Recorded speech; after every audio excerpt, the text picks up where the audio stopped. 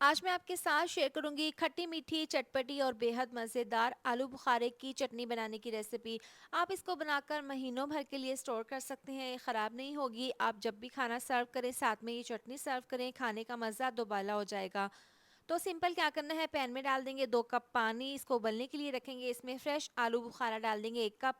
साथ ही इसमें 1 कप चीनी डाल देंगे और चीनी को मेल्ट होने के लिए पकने के लिए रखेंगे। 2 मिनट के बाद इसमें 1/4 चम्मच नमक, 1/4 चम्मच पिसी हुई काली मिर्च और 1/4 चम्मच पिसी हुई लाल मिर्च, इलायची के दाने डाल देंगे। इसको मिक्स करके आप कवर करके तकरीबन 8 से 10 मिनट के लिए पकने के लिए रखेंगे। 10 मिनट हो गए हैं, शीरा देखें काफ़ी गाढ़ा हो गया है, आलू बुखारे भी काफ़ी नरम हो गए हैं। अब चूल्हा बंद कर देंगे और इसको गार्निश कर देंगे बादाम से, काजू से। आप अपनी मनपसंद के ड्राई फ्रूट्स इसके ऊपर डाल सकते हैं। अब इसको ठंडा कर लेंगे, ठंडा होने के बाद ये मज़ीद थिक हो जाएगी। बहुत ही डिलीशियस मज़ेदार सी खट्टी मीठी चटपटी आलू बुखारे की चटनी तैयार है। आप इसको किसी भी एयरटाइट बॉक्स में डालकर या किसी भी जार में डालकर महीनों भर के लिए स्टोर कर सकते हैं, ख़राब नहीं होगी।